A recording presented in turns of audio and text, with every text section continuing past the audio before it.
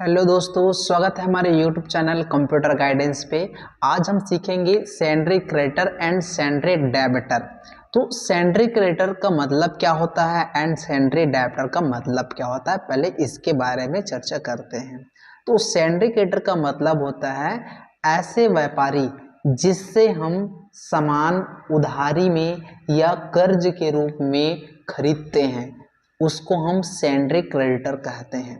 अर्थात ऐसे व्यापारी जिससे आप कर्ज में या उधारी में सामान खरीदते हैं, उसको हम सेंड्री क्रेडिटर कहते हैं। अर्थात जो व्यापारी हमसे पैसा लेगा उसको लेनदार कहेंगे। ठीक उसी तरह से सेंड्री डेबिटर का मतलब होता है ग्राहक। अर्थात ग्राहक को अगर आप उधारी में सामान बेचोगे या कर्ज के रूप में आप उनको सामान दोगे तो ग्राहक को आप सेंड्री डेबिटर कहते हैं। तो ग्राहक बोलने का मतलब क्या है? देनदार। ग्राहक को मान लीजिए आपने उधारी में या कर्ज के रूप में सामान दिया है तो वो पैसा देगा, अर्थात वो पैसा देने वाला है, इस कारण से वो देनदार कहलाएगा, अर्थात sundry debtor. Sundry debtor and sundry creditor में आशा करते हैं ये कंफ्यूजन आपको दूर हुआ होगा। चलिए उसका एंट्री करना हम सीखते हैं।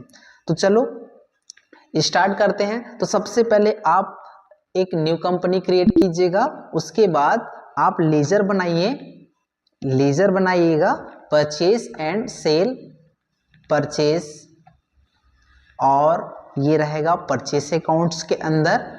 इसको कंट्रोल ए से एक्सेप्ट कर लीजिएगा। उसके बाद सेल, ये सेल अकाउंट के अंदर रहेगा, इसको भी कंट्रोल ए से एक्सेप्ट कर लीजिए। ठीक उसी तरह से सेंड्री क्रेडिटर, अर्थात एक कोई भी बड़ा व्यापारी जिससे हम उधारी में सामान खरीदेंगे, उसका मैं एक लेजर बना देता हूं। चलिए लेजर बना दिया। जैसे मान लो लक्ष्मी ऑन सेल्स, यह एक सेंड्री क्रेडिटर है। मैं शॉर्ट फॉर्म में इसको लिख देता हूं CR लिख दिया या SC लिख दिया, सेंड्री क्रेडिटर। ब्रैकेट के अंदर अगर आप लिखना चाहें तो सेंड्री क्रेडिटर भी लिख सकते हैं। ये रहेगा सेंड्री क्रेडिटर, ये सेंड्री क्रेडिटर, और इसका लेजर को आप एक्सेप्ट कर लीजिए। ठीक उसी तरह से डेबिटर, अर्थात हमारा ग्राहक जिसको मैं उधारी में सामान बेचूंगा, उसका लेजर भी बना लेते हैं। जैसे मान लीजिए सुनील सेंड्री डेबिटर, अर्थात इसका भी शॉर्ट फॉर्म पे अपने पहचान के लिए मैं लिख देता हूं। आप लोग अगर आपको पता है तो लिखने की जरूरत नहीं है। ये सेंड्री डेबिटर के अंदर रहेगा। इंटर करते हुए इसको भी एक्सेप्ट कर लीजिए या कंट्रोल ए से एक्सेप्ट कर सकते हैं। फिर उसके बाद आप सामान का लिस्ट या सामान खरीदने के लिए लिस्ट बनाइएगा। सामान खरीदने के लिए लिस्ट बना लेते हैं। तो लिस्ट बनाने के लिए क्रिएट ऑप्शन से फिर ये इन्वेंट्री मास्टर के अंदर सबसे पहले यूनिट में आप जिस भी यूनिट में सामान को खरीदना चाहते हैं उस यूनिट का टाइप कर लीजिएगा, एक्सेप्ट। जैसे केजी, पीस, PCS, पीस, ये ऐसा आप यूनिट क्रिएट कर सकते हैं। ठीक उसी तरह से आप स्टॉक ग्रुप भी बना सकते हैं। जैसे कि मान लो मुझे माउस लेना है, माउस प्रो डॉट का लेना है, तो प्रो डॉट को आप यहाँ पे टाइप कर सकते हैं, प्रो डॉट, एक्सेप्ट। फिर उसके बाद स्टॉक आइटम क्रिएट कर लीजिएगा, माउस हमारा प्रो डॉट ग्रुप के अंदर का। फिर उसके बाद माउस को हम लेना है पीस पे, फिर इसको भी एंटर करते हुए एक्सेप्ट कर लीजिए। चलो अब हम सेंड्री क्रेडिटर से सामान खरीदते हैं। अब मेरे पास देखिएगा, अभी स्टॉक या बैलेंस चेक कर लेते हैं। सबसे पहले बैलेंस, स्टॉक समरी चेक करते हैं। सबसे पहले स्टॉक समरी चेक करते हैं। स्टॉक समरी पे सामान नहीं है। उसके बाद प्रॉफिट लॉस देख लीजिएगा, कुछ भी नहीं है यहाँ पास भी, ना ही परचेस अकाउंट, ना ही सेल अकाउंट, ना ही स्टॉक। और एक मोस्ट इम्पॉर्टेंट है, जब भी हम सामान खरीदते हैं तो अपना बैलेंस चेक करते हैं। तो चलिए हम भी बैलेंस चेक कर लेते हैं। ये बैलेंस शीट के अंदर गया तो करेंट एसेट में देखिएगा, करेंट एसेट का मतलब होता है वर्तमान की संपत्ति, मतलब अभी मेरे पास क्या क्या संपत्ति है। अब संपत्ति क्या क्या हो सकता है, कैश मेरे खाते पे या दुकान पे या कंपनी पे कैश है, नगद कैश, वो हो सकता है। बैंक में पैसा है, वो भी मेरा ही कहलाएगा। कोई मेरा पैसा लग रहा है, वो भी मेरा ही कहलाएगा। तो चलिए अब हम सामान उधारी में खरीदते हैं। अब मेरे पास पैसा नहीं है तो कोई भी एक बड़ा व्यापारी जिससे मैं उधारी में या कर्ज के रूप में सामान ले सकता हूं, तो वो व्यापारी के नाम से मैंने लेजर बनाया है, लक्ष्मी ऑन सेल। इससे मैं उधारी में या कर्ज के रूप में सामान खरीदूंगा। तो वाउचर के अंदर गया, खरीदने के लिए F9 बटन प्रेस करता हूं। फिर उसके बाद जिस भी पार्टी से आप खरीदना है, जैसे कि मुझे एक बड़ा व्यापारी जैसे कि लक्ष्मी ऑन सेल, इससे सामान खरीदना है। पहले आपने कैश में सामान खरीदना सीखा, बट मेरे पास कैश नहीं है तो मैं कोई भी एक बड़ा व्यापारी से सामान खरीद रहा हूँ। लक्ष्मी ऑन सेल से मैं सामान खरीद रहा हूँ।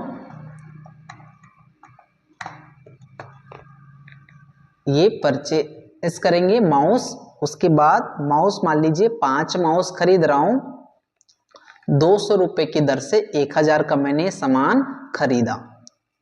ये लक्ष्मी ऑन सेल से मैंने 1000 रुपए का सामान खरीदा। चलो अब हम स्टॉक में सामान आया है कि नहीं वो चेक करते हैं। तो स्टॉक समरी चेक करते हैं। तो देखिएगा प्रोडॉट का माउस 5 पीस हमारे स्टॉक में शो कर रहा है। उसी तरह से परचेस अकाउंट चेक करते हैं। परचेस अकाउंट हमने 1000 का परचेस किया है। फिर 1000 रुपए मैंने उधारी में या कर्ज के रूप में सामान खरीदा है, तो मेरा कर्ज भी होगा। कर्ज को ये बैलेंस शीट के अंदर आप करेंट लायबिलिटीज, लायबिलिटीज का मतलब होता है दायित्व, इसके अंदर आप चेक कर सकते हैं कि यही है मेरा कर्ज। तो करेंट लायबिलिटीज के अंदर 1000 रुपये शो कर रहा है। 1000 रुपये में सैलरी क्रेडिटर का पैसा लग रहा हूं। अब उसको पैसा देना है। पैसा देने के लिए मेरे पास तो कैश नहीं है, तो कैश कब आएगा, जब वो सामान को बेचेंगे तभी कैश आएगा। तो चलो इसको जो सामान बचा है उसको हम सेल कर देते हैं, फिर हम सैलरी क्रेडिटर का पैसा पे कर देंगे। चलिए फिर हम ये जो सामान है इसको सेल कर लेते हैं। तो सेल करने के लिए वाउचर पे गया। वाउचर पे आने के बाद मैं सेल करता हूं। सेल में सुनील अर्थात मेरा ग्राहक को सेल करता हूं। चलिए सुनील को मैं सेल किया। ये सुनील को मैंने सेल किया माउस, 5 पीस माउस 250 रुपए की दर से मैंने इनको सेल कर दिया 1250 का। अभी देखिएगा सुनील को मैंने 1200 रुपए का 1250 रुपए का सेल किया है। तो बैलेंस शीट में देखते हैं करेंट एसेट, करेंट एसेट में देखिएगा सुनील को मैंने 1250 रुपए का सेल किया है, वो सैलरी डेबिटर के खाते में दिख रहा है। सुनील मुझे 1250 रुपया देगा। तो चलो सुनील से हम 1250 रुपया ले लेते हैं। तो लेन देन का कार्य हमेशा वाउचर के अंदर होता है। तो वाउचर में गया, कोई भी डेबिटर अगर आपको पैसा देने आया है तो सिंपली आप उनसे प्राप्त कीजिएगा, रिसीव कीजिएगा। रिसिप्ट का की है F6। आप क्या रिसीव कर रहे हैं, कैश रिसीव कर रहे हैं। किससे रिसीव कर रहे हैं, salary debtor. Salary debtor Sunil से मैं 1250 रुपया प्राप्त कर रहा हूं। तो देखिए सुनील का खाता 0 हो गया और ये पैसा 1250 रुपया कैश इन हैंड के रूप में आ गया। तो कुछ इसी तरह से सैलरी डेबिटर अर्थात ग्राहक को आपने जो सामान सेल किया है उसका पैसा प्राप्त करना है। फिर उसी तरह से हमको सैलरी क्रेडिटर का भी पैसा पे करना है। देखिएगा सैलरी डेबिटर का पैसा पे हो गया तो कैश इन हैंड के रूप में आया। ठीक उसी तरह से हमको क्रेडिटर का भी पैसा पे करना है, तो क्रेडिटर का भी पैसा पे कर देते हैं। सैलरी क्रेडिटर अर्थात करेंट लायबिलिटीज हमारा शो कर रहा है, तो सैलरी क्रेडिटर को मुझे 1000 रुपया पे करना है, तो चलो पे कर देते हैं। तो ये वाउचर के अंदर गया, वाउचर में फिर किसी को पैसा देना रहता है या पेमेंट करना होता है, तो हम सिंपली पेमेंट करते हैं। पेमेंट का की है F5, तो F5 बटन प्रेस कीजिए। उसके बाद कैसे पेमेंट कर रहे हैं, कैश में पेमेंट कर रहा हूं मैं। किसको पेमेंट कर रहे हैं आप, salary creditor Lakshmi on sale को मैं पेमेंट कर रहा हूं।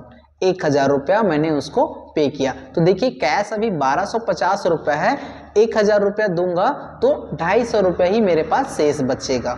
तो कुछ इसी तरह से आपको salary creditor and salary debtor का पैसा पे करना होगा।